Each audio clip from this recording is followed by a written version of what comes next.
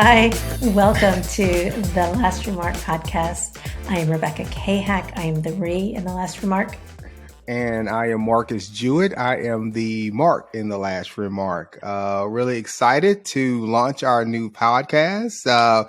We have been teasing some of our inner circle for quite some time that this is a journey that Rebecca and I have decided to embark on.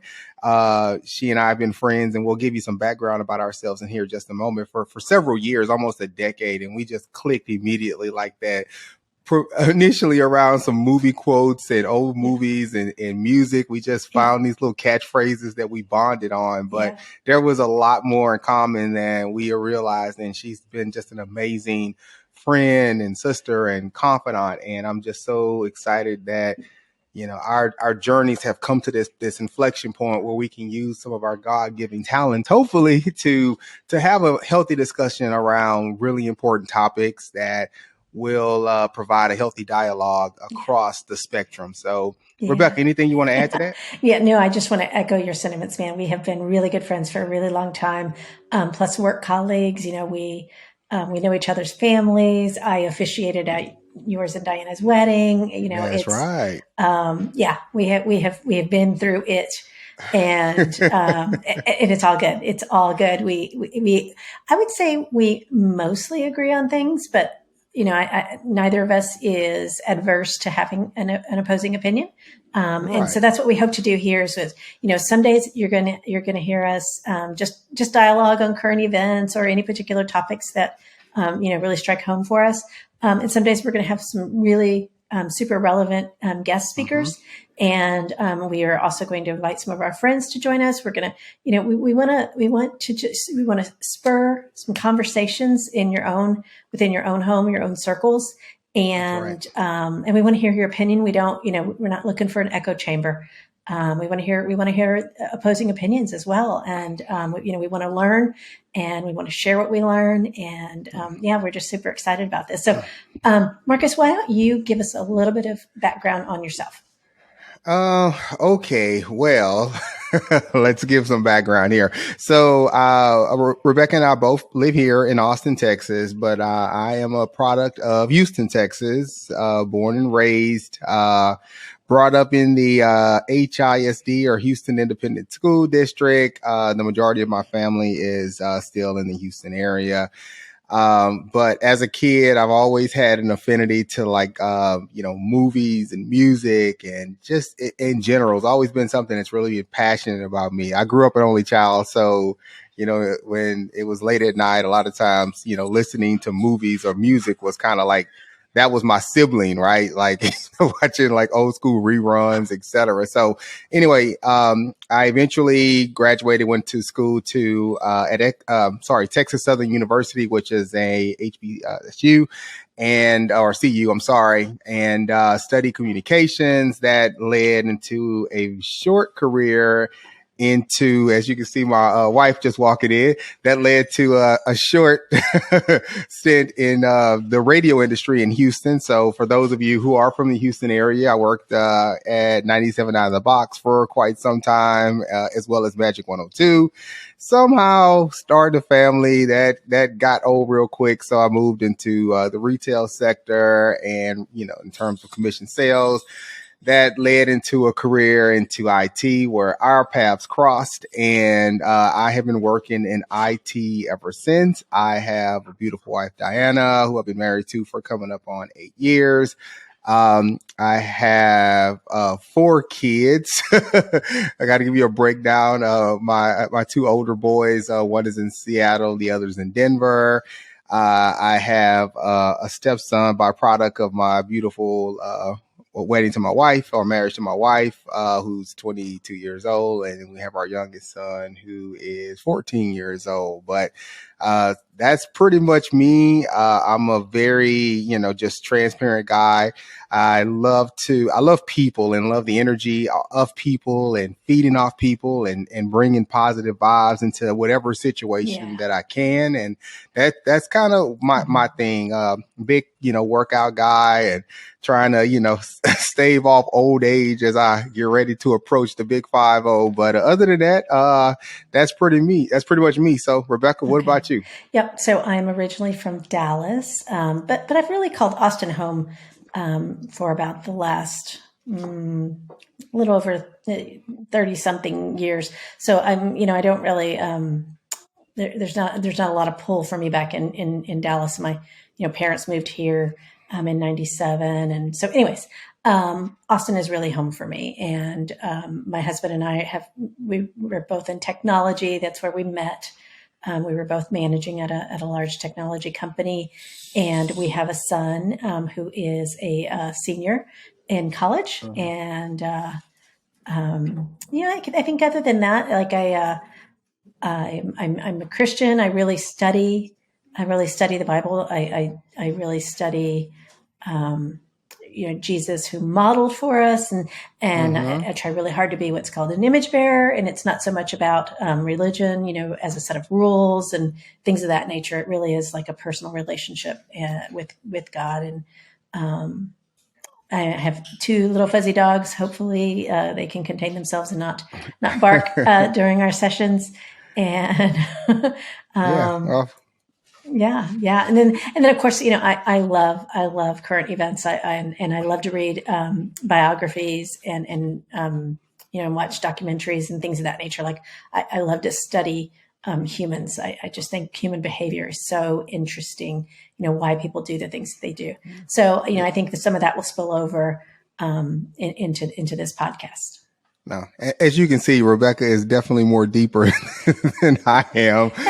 But I forgot one family member. I do have Theo. That's our dog. He's a French bulldog, about 2.5 years old. And just like Rebecca, I'm hoping he behaves himself and not bark, and hopefully keep the background quiet as we go through episode 1 of our podcast. Speaking of which, we do have an Instagram page, so we encourage you to follow us at The Last Remark Podcast. That will take you to our Instagram page as well as our YouTube channel, where you can see the video flavors of our current podcast as well as our upcoming podcast.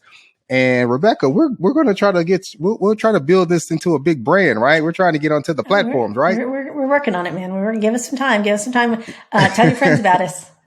Yeah. So you'll find us on all of the current and popular platforms for podcasts. So Apple, Prime, Spotify. So again, just look for the tagline, The Last Remark Podcast. All right. So I guess it's time to dive into our first topic. Yeah. So you want to kick us off, Rebecca? Yeah. So did you actually watch the Oscars last night? I watched part of it. It was a point in time where I used to watch the entirety of the Oscars, and same thing with the Grammys and some of the other top award shows. And just over the last decade, I found myself watching them less and less, not for any particular reason, but it just seems like I'm way busier these days. Yeah. If maybe that's it. But the parts I saw, it was good. I definitely saw Angela Bassett's reaction when she did not get Best Supporting Actress. But what was your take on it? Yeah, so I think right off the bat, my first commentary on it was I remember back in 2016 when the sort of the big topic around the Oscars that year was they were calling it Oscars So White. And so between 2016 and the Oscars of 2023, I felt like it was incredibly diverse last night. I think there was a movie that was an Indian movie that won an Oscar. There was just a ton of winners with the mostly Asian movie of Everything Everywhere All at Once. So there were lots of people who won there. I really did. I did feel a lot more diversity. Ruth Carter did win for Angela Bassett's costume in Black Panther. Yeah, I saw that. Even though for Black Angela Panther, herself did not win, Ruth Carter did win for that. So I thought that was, again, it was nice to just not see a sea of white winners. And so, for that, it's like, okay. Now I will tell you, there was also a moment where I had to think to myself,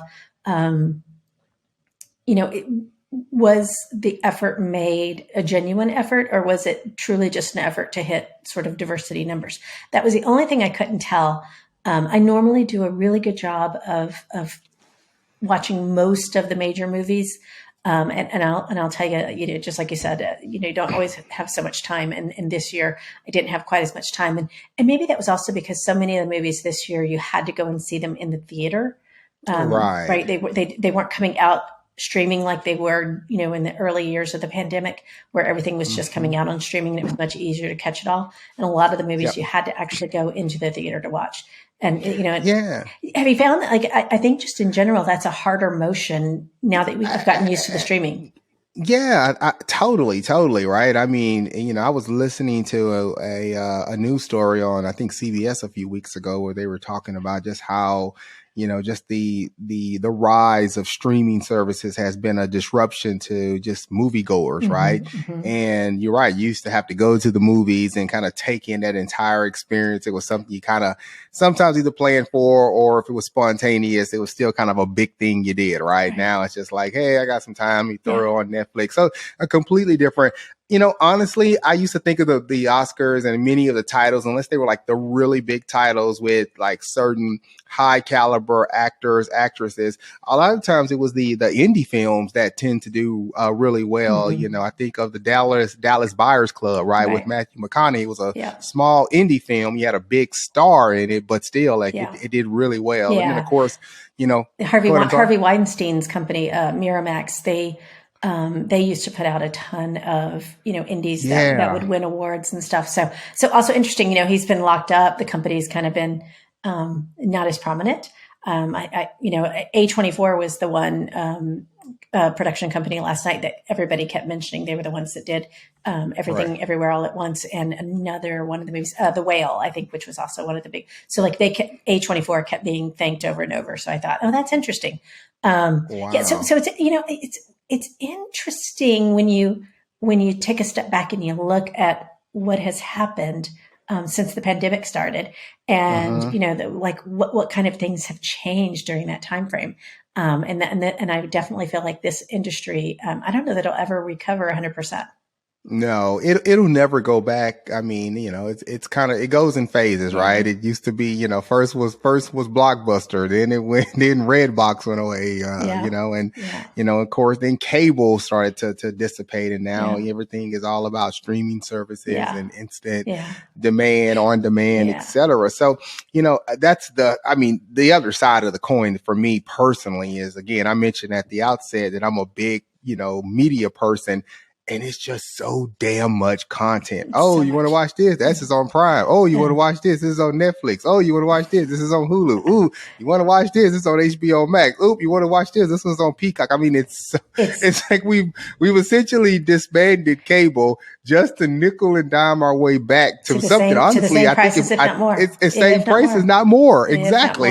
It really is ridiculous. Now, I did see a commercial last night that I'm going to investigate because I am a Verizon customer, but it looks like Verizon is doing something to sort of combine all of your subscriptions into one location and one price, and one payment that you make. So I'm gonna look at that. But they used to have a thing. It was called cable. That's what it was called. I know. All your stations in one place. We weren't happy with cable. Okay, here's a funny analogy. I remember hearing this thing once. That, before. So it's like, there were cavemen, and then they were like, okay, now we have these things that we need to protect. So then they said, okay, well, let's move it into the cave to protect the things. And then once you got in the cave, it was dark, and it's like, well, we need light. So then they created windows, and it's like, but then the air's coming in. So then they created like the hole for the windows. Then it's like, okay, well, now we'll cover it up with the glass. And it's like, well, we need a door so we can go in and out. And it's like, it's everything that you had before. And that's what this reminds me of, is like, you just keep kind of trying to fix, and you just are going around in circles, and you're ending up in the exact same spot that you were before. Just tore down one construct to build another one. I feel like I've said this before, but I'm a huge fan of disruption, right? I think it's great when it's healthy. Yeah, I think it's great. I think that it's, I am not a fan of conformity. No, me neither. Yeah. I look to challenge the status quo. Yeah. in a number of corners in life, probably with the exception of, to my wife's dismay, the places I eat or the places I go, because I tend to, once I find the restaurant I like, great, I got this one here on in the same shirt, the same shirt in like 4 different colors. But anyway, I'll bring it back in. I do that too. And you know what? And I take it a step further. Whenever I go to my dog track restaurants, is what I call it, because it's like I only do these restaurants. Gotcha. I find the one thing on the menu that I love like the most, and I order it every single time. Yeah, like my husband, he every single time we go somewhere, he'll order something different, and that is my wife to the T. And I'm just like, same thing. I'm like, I come here because I like this dish. Like, why would I come here and not have that? Yeah, I don't want I want a sure thing when I go out to eat. I want to know I am going I'm going to walk home all happy. My tummy is going to be happy. All right. Well, listen, before we transition off the Oscars, I do want to, we don't have time to actually put this one on the table and really unpack it, but I do want to put it out there maybe for a future date.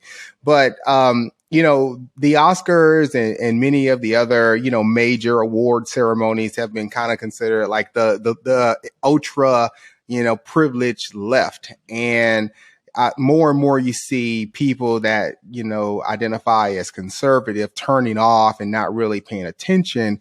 And I saw a couple of things, like just kind of going through, I think it was either my Instagram feed or something. And, you know, Ciara, who I totally love, I think she's one of the most talented singers that we've seen in the last, you know, let's call it, you know, 15, 20 years.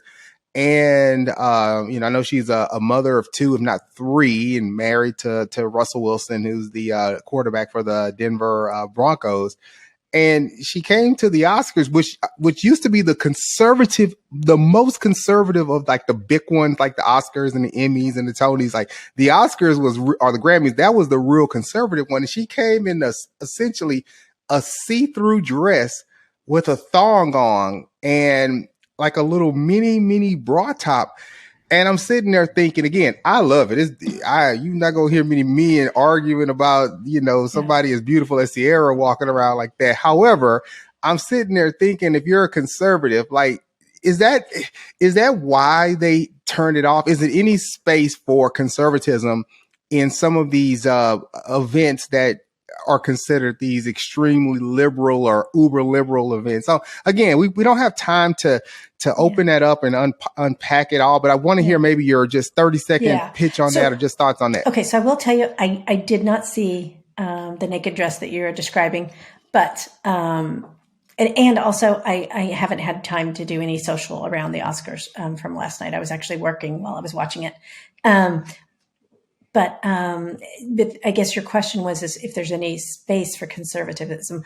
You know what? There's space for anything that matters to you. You know, if you are a conservative person and you like movies of any sort, whether they're blockbusters, you know, or indies, you know, foreign film, whatever. If it's something that you love, there's space for it, right? And it's like, does somebody have to, like, you know, grab you by the arm and escort you in? You know, are you going to like everything about everything? I don't think that's true about anything. I think we've gotten so used to, and again, maybe this is an effect of the pandemic. We've gotten so used to having our lives so pristinely curated because, you know, if you think about like when we were in lockdown with the pandemic, I mean, you only saw people that you wanted to see. It wasn't like you were out in a sea of humanity, right? You were only around friends and family that wanted to be around you, or maybe your state was a little more open than other states, or, you know, things of that nature. So I think perhaps we've just gotten to a place to where people want their lives the echo chamber that I talked about, right? They want their lives to be like, I only want to be around what resonates with me, and if it doesn't resonate with me, then I don't want it. Yeah. And I just thought about this. You're absolutely right? Because you could even go even further with like just the internet and social media. Not only do people look for what the information or the stories or whatever that they want to hear about, but the AI behind it, the algorithms, they learn to feed you what you like. So, right. So again, so you don't want to see, you know, like Lizzo's always controversial on social media because like she loves to twerk in a thong, right? And it's like, right. if you don't like that doesn't sit well with you, then don't follow Lizzo. It's like, it's that Yeah. simple. And Lizzo Yeah. can decide, does she care more about the person who cares about seeing her butt in a thong twerking, or does she care more about the people who actually love her music, love what she stands for? I would say, knowing Lizzo the way I know Lizzo, she would say it's the latter. I don't care about people who don't care about me. I don't care about right? people. And that's the thing. It's like, I think there is space for you to do and to be whatever the heck it is. But again, like, you can expect everybody else to conform around what you want. So I think this is a great segue into our next topic, which was, over the weekend in Ohio, there was some sort of a drag queen event. I don't know what the event was. And then there were a group of people, the news story that picked it up called it, you know, neo-Nazis, alt-right, you know, the hard right, whatever all of the various names are, you know, for that segment of people. And so they were there protesting this drag queen event. However, what I found so odd was they were chanting things like, you know, there will be blood.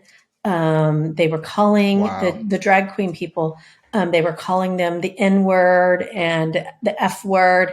And then they were holding signs that said White Lives Matter. And the signs also that were talking about pedophiles. And I just thought to myself, you know, if you're going to protest pedophiles, why would you not protest pedophiles when they're actually on trial for pedophilia? Like, why would you go to a drag queen event to protest pedophiles? Like, it just doesn't make sense. You know, that's like going to Kentucky Fried Chicken when you really want a nice piece of fish. Like, why would you do that? Right. You wouldn't. Right. So it just felt to me like it was very much like this typical ploy that I see. And it just upsets me because, you know, the same people who are holding up the signs that say White Lives Matter are the same people who would say that they're pro-life. And yet, you know, that mob over the weekend wanted to lynch people. It's like, okay, so which is it? Like, let's stop playing around. Let's really stop playing around, because again, this is all just conformity. And, you know, this started, you know, when this country was stolen and they tried to conform the Native Americans, the indigenous people. And then they brought in, they enslaved the African Americans, and everything is about conformity. And I think it is literally deep within my soul, to buck the conformity system. I can't deal with it. Yeah. Well, I think that, you know, anytime you find, you know, intolerance, you know, hatred and bigotry, you know, those aren't just the stepbrother. Those are the twin brothers. I mean, it's just, it all goes hand in hand. And, you know, we are definitely in a different world where, you know, people felt ashamed or they were scared to just be who they really are. And now the world is created spaces and safe spaces for people to demonstrate who they truly are, or to live who they truly are without fear of, of being punished, or fear of being alienated, or things of that nature. So I think it's important, but to your point, right? It's like, I don't think they, you know, for instance, these drag queens, I don't think they were out trying to, you know, press who they were on anybody else. They were just using that opportunity to say, this is who we are. You can come watch, or you don't have to come watch. Again, participate in the things that matter to you. If they don't matter to you, if it's not something you don't support it. It's that simple. Yeah. I think the big thing, though, Rebecca, and just playing devil's advocate, right? I mean, you know, you can look at a few things that have happened over the last 25 years, the internet being one of them, right? You know, this thing probably second, and then just, you know, social media. And whether I'm just thinking that, if you're in this world where all about, for certain people just subscribe to tribalism, right? And this is how I was raised, and this is the way things need to be. And you have people on this side, and this is how our way was raised, and I want to be like this, and I don't care what other people think. And I feel like when people see that, it's like, conservatives feel like we're under attack. I mean, I remember a few years ago, they were saying, Christmas was under attack because you couldn't say Merry Christmas. They were, the big corporations were saying you have to say Happy Holidays. So, you want to see people that are in control or in majority. You want to upset them. Start disrupting that control and that majority, and you'll see. And I think that's kind of where a lot of this is coming from. 50 years ago, there was a very, to certain people, everything was in its rightful place, right? Yes, you had a certain class of people who looked a certain way, who had a certain. Yeah. And now it's not the case anymore. And I think some people are just having a very, very difficult time. Yes. And they're masking that or using conservative principles to say that's the reason we're demonstrating this bigotry and this intolerance is because we're conservative, and it doesn't fit within our, core beliefs and values, et cetera. So it's just interesting to see how it is, but you're right. I just never seen people so divided across class, religion, political affiliation, culture, entertainment, everything seems to be, even sports, right? It's like, you think about Colin Kaepernick taking a knee, and he's just trying to, make a silent message about, police brutality. And then that turned into a political thing. So it's just crazy just how, I don't know, just to watch how people are just so divided on everything, and sometimes people just look for fire. Most people run away from fires. Some people just fucking look for fires. Yeah. Just matchsticks looking for their next ignition. And the only comment I'll make here, and then we can move on from this one, is I think what upsets me the most when I look at certain behaviors of that ultra conservative group that you're referring to is when they bring Jesus's name into it. Because again, when you look at his teachings, like what he modeled for us, it was bear with one another. It was, you can't walk into a church today and they won't tell you God will meet you where you are. Apparently that's a true statement, unless you happen to be gay or, transgender or, or, a nonconformist. You're not modest. You're not, I don't get it. It's like, why is it that you would be more accepting of an actual pedophile than you would be of a drag queen? I just don't understand. Oh yeah, no, Well, I think you know why, but I know, but that's the piece that really chaps my hide, is that you put on this mask of Jesus, but you don't actually know. You don't know him. You don't know him if this is how you're behaving. Under the guise of his name. Right. And I know you and I were talking offline, and there were 300 bills that are being considered in state houses, specifically targeting transgender. Yeah, 300. Rights? We literally, our children are under attack in their schools, and they're fighting about drag queens. Wow. I've never known a drag queen who's ever shot a child in their school. Not a single one. Yep. And that's where you want to go. That's what you want to do with your time. That's what you're going to show as the changes that you want to make and see. I just don't get it. I think it's a continuation of the last administration, where it's like deflect, distract, induce chaos. And it's just like, keep your eyes off of everything except for what's actually important, which is like, they rolled back protections on banking. And so what happened over the weekend, we had like 2 major banks that have completely failed. So now the government is going to protect the depositors, not necessarily the banks, but protect the depositors. So, great. But why are we bailing out that? Why are we bailing that piece of this out again? That was handled in the Obama administration. There were protections that were put into place that were then subsequently rolled back with the last Republican Yeah, Yeah. well, I mean, Yeah. we get that's a whole nother that's a whole nother box to unpackage there. But you're right. I mean, certain it's just amazing to me, and I still never understand why people subscribe to political parties whose primary charter doesn't align with their core needs. Yeah. It might Yeah. align to their Great way to say it. values, right? Or Right. at least what they What portray to they be their value, what what they they say and say, portray are not their what they values. actually But when you do. start, you start peeling back the onion or peeling the apple and looking at what's underneath, and it's like that's Yeah. bullshit. Like the decisions that they're making, even when you think about the train wreck and just some of the Yep. rollback of More protections that were rolled back. environmental protections, all that stuff, Yeah. and it's just Yeah. it's just amazing how people are so quick to just. I hate this group so bad that I'm going to align with this Yeah. group or this person because they're saying this one thing that makes me feel good about myself, even though everything else that they're saying is complete bullshit and a lie and has Yeah. nothing to do with me. Yeah. It's not going to fit me socially, financially, healthcare wise, etc. Yeah.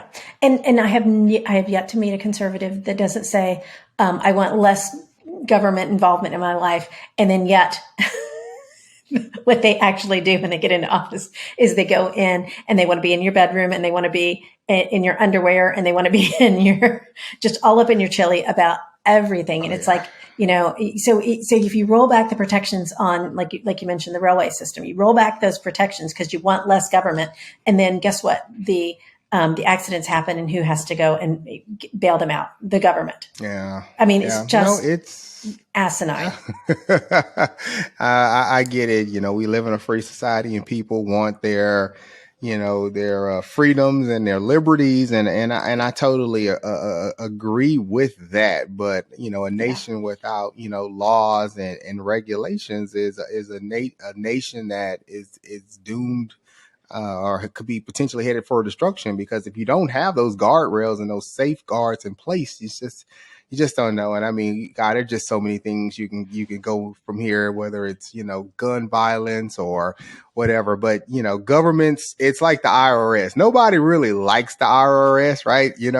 But they're like, they're like assholes, right? You gotta have one. Right? You gotta have one, right? Nobody likes it, but you gotta have one.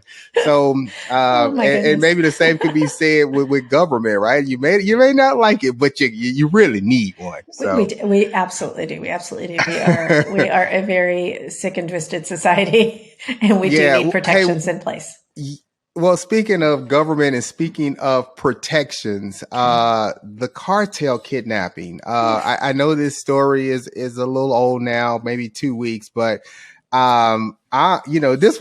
this one personally, I mean, I'm thinking about it. I'll tell you why here in a second, but it's so sad, right? 4 people, I want to say from either North Carolina. Mm-hmm. North Carolina. Mm-hmm. They, made a drive down into, Matamoros, which is right outside of Brownsville, if memory serves. And, not too long after crossing into the border town, they were attacked. I believe most of them, if not all of them, were shot, 2 of them fatally.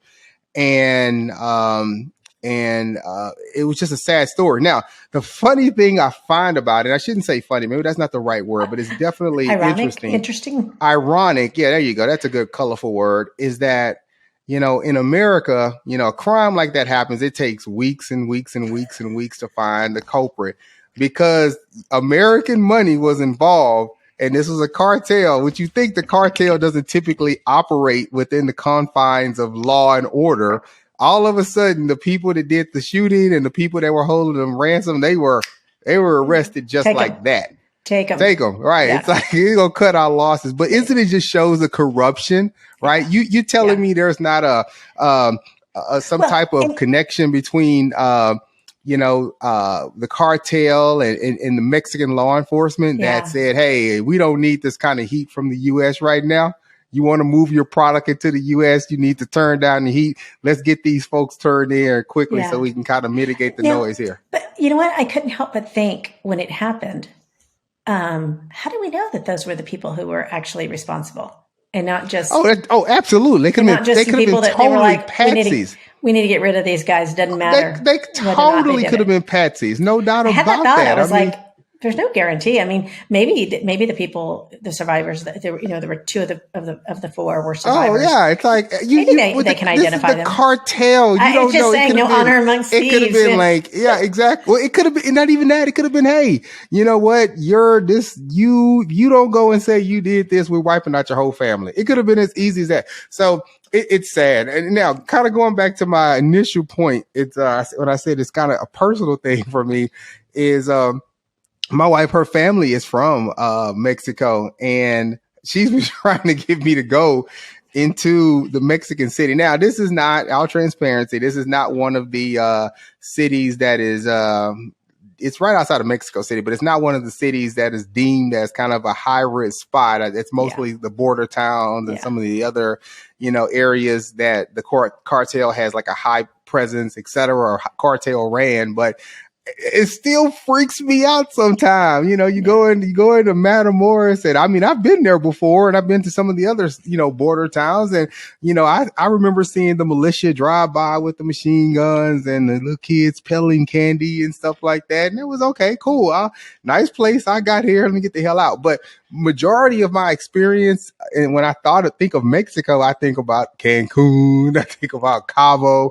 I don't think about it. So sometimes it just kind of freaks me out when you're not in a touristy town and you don't feel like you have those same protections. But I guess as an American, this, like, to my point, they found they closed the loop on this really, really quickly, right?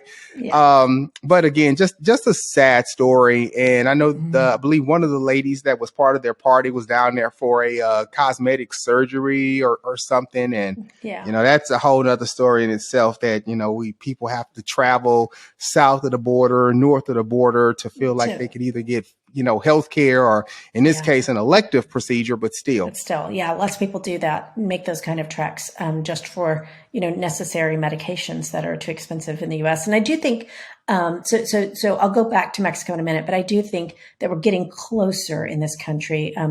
One of the companies recently who makes insulin, and I think it was, I could be lying, Eli Lilly, I think, recently said that they were going to cap their insulin at somewhere around $35 a month, which is huge. I think it was before this cap, I think it was up to like 600, maybe even 900 a month.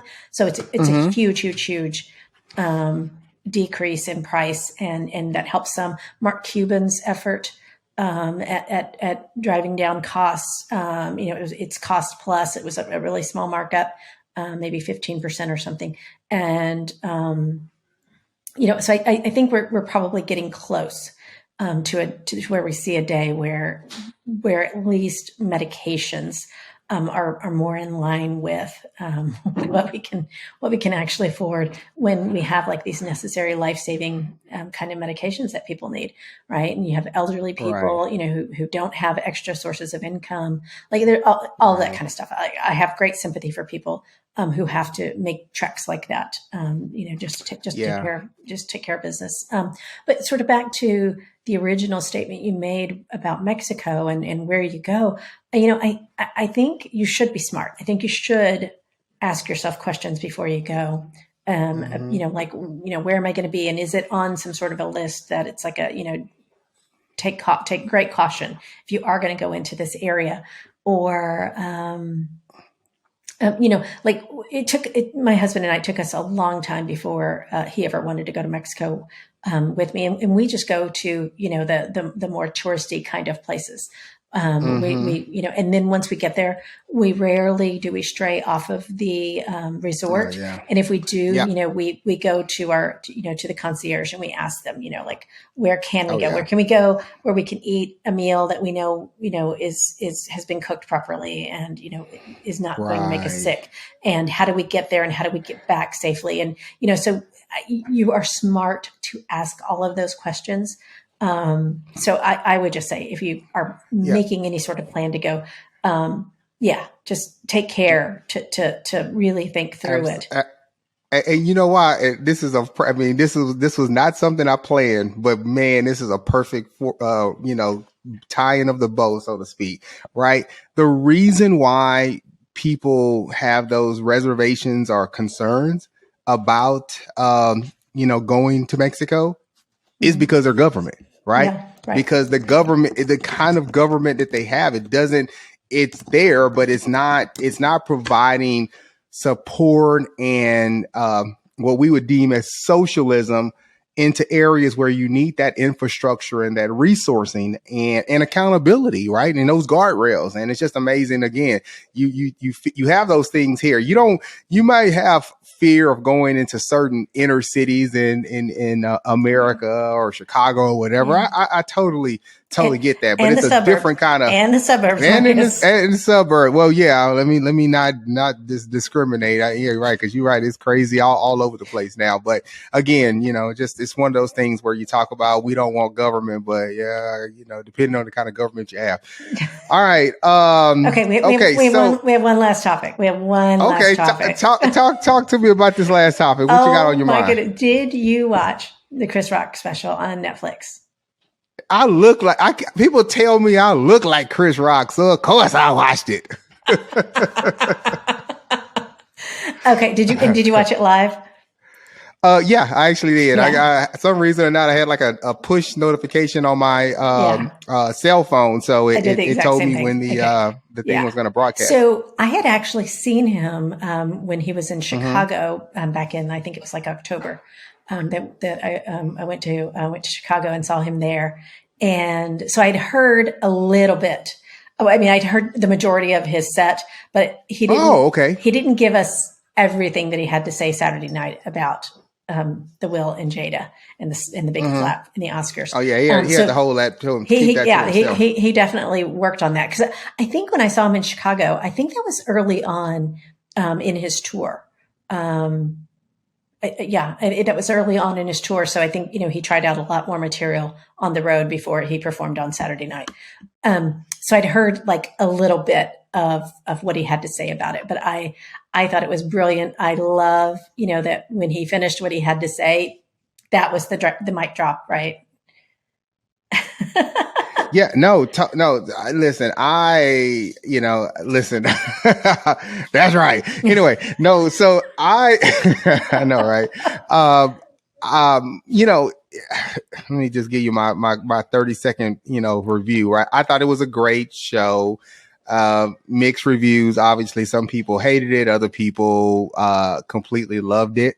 I think obviously everybody was kind of waiting for the last 5 minutes of the show where Chris was going to touch on the whole, slap from the Oscars from the previous year. Yeah. And man, he got personal with it. No doubt about it. Now, I can't say he wasn't being honest. He just said live all the things that people think and all the things that people want to say, but he just went out and said it. And, on one hand, it's kind of petty to say, okay, well, we could have been a bigger person and let it go. But a year ago, physically, Will was the bigger person, and he slapped the shit out of him because of some insecurities he had because, his personal stuff. And I think Chris Rock was spot on. His woman had been emasculating him for years, right?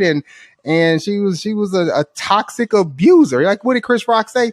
She hurt him way more than he hurt me. And I truly believe that. And again, I've never been a big Jada Pinkett fan for whatever reason, even when she was younger. I just never really was a fan. For something about her always turned me off. But, listen, Chris did what he had to do. He waited for the, $40 million payday. And he held on to, his punchline. Yeah, but let's make a distinction. That $40 million payday was for two specials. So the first one being, I believe, was Tambourine. And then this was his second one. No, Tambourine. It was before the slap. Trust me. I promise I understand that. But you mean Netflix, he got paid? Gotcha. Yes, gotcha. The deal with Okay, Netflix gotcha. Was made before. So it wasn't like he wasn't going to get paid if he never even addressed the slap. That was never. Okay. Well, thank you. I never. Maybe he even got a bonus. Okay. maybe because we'll I'm certain. Extra 10.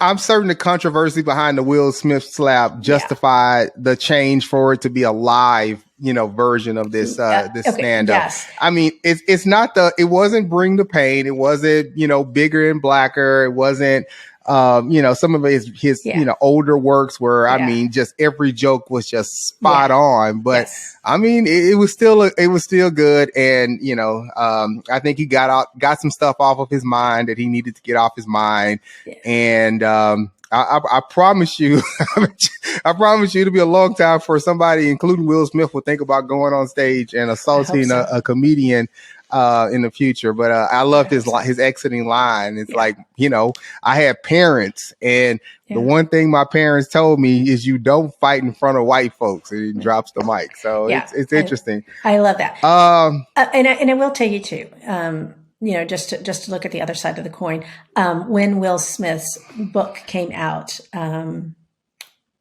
I think that was last year. No, it was 21. It was the end of 21. Okay. It was the end of 21. I actually listened to it. It was probably the best audiobook I've ever listened to. It is electrifying when you listen to it. But the point that I'm trying to make here is that I walked away from reading his book saying that this man is going through something, and he has not completed his journey, that there's a lot more. He is absolutely going through it. So I also do have, I have great sympathy for the spot he's in.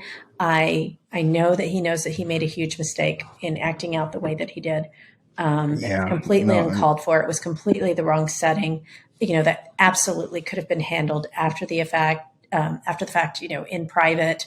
There was a lot of things. There was a lot of things that he could have done, and chose not to. Chose to have a reaction in the immediate versus, handling it a little better. But I will tell you, the man is going through something. And if you are interested in listening to his book or reading it, but I'm telling you, listening to the book, best audiobook I've ever listened to. All right. Yeah. All right. Well, this has been a great opening podcast. Rebecca, we made it through episode 1. So woohoo!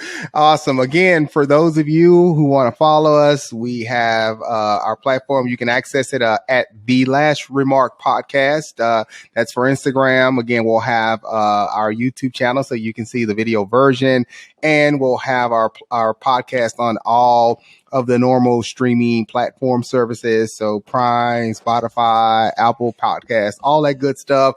Make sure you tell your friends.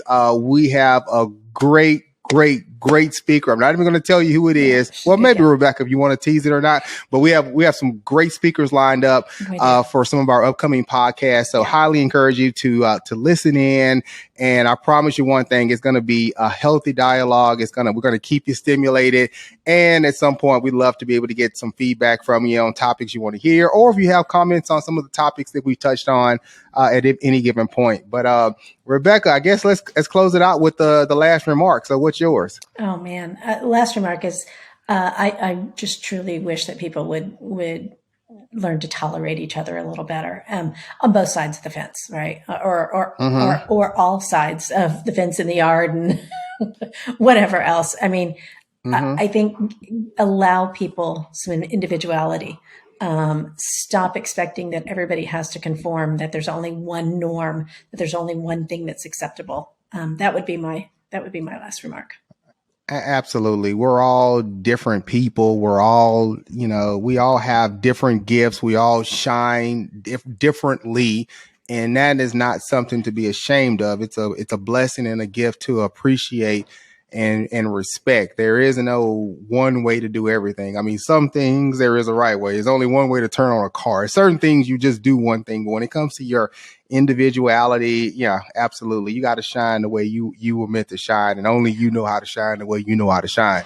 Yeah. For my last remark, I'm just going to end it at that. I had some background noise.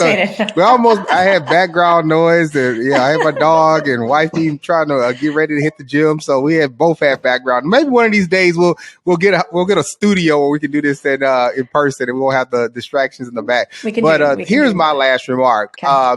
I'm just going to ask you this simple question, see if you can. It's a trivia question, but let's see if you can get it. All right, Betty Shabazz, Claretta King, let me see, Tina Turner, Stella. What do all these great Angela Bassett. historic Angela Bassett? I love Jamie Lee Curtis to death.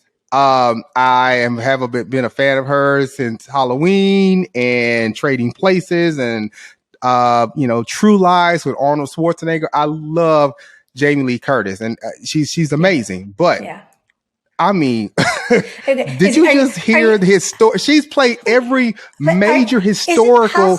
Is it possible you're having a Kanye moment right now? No, I'm not. Kanye Taylor Swift moment where you're like, no, I don't. What did I do? No, because he basically didn't give Taylor her props. I'm telling you, I love Jamie Lee Curtis. I'm not trying to take away from her, but I mean, in our community, we call her auntie. And I mean, come on, like I know. Coretta Scott King, you know what? Betty Shabazz, Stella's got a groove back. She even played Michael Jackson's mother. Remember, she played Katherine Jackson. I will go one step further, man. I watched 911 on FX, and she's incredible on that show too. I love her. Love Angela Bassett. I also love Jamie Lee Curtis. I'm not saying Jamie Lee did not deserve it. And I'm not saying that Angela Bassett didn't deserve it. I'm just saying, sometimes, perhaps, the Academy is interesting. This is why the Oscar so white thing was so relevant when it happened. It's because they always pick, this sort of safe bet, if you will, this very conservative safe bet. And that was the whole controversy. So I don't know. Yeah. All right. I understand. Well, I understand the outrage, and I'm not outraged. I just selective outrage. It's just I got auntie. nothing but love for Auntie. Got nothing but love. All right. Well, okay. Cool. Well, listen, everyone. Thank you for listening in today. We're going to bring episode 1 of our podcast to a close. Again, please listen out. I'll call it out one more time. At The Last Remark Podcast, Instagram, YouTube, and then you'll see our recordings on Prime, Spotify, Apple Music, and then maybe one of these days we'll be on CBS or something like that. We have big goals here, but we're going to start right now and just kind of see what we take. Dreaming big. We're dreaming big, guys. All right. Thank you for following along with us. We appreciate it. Peace.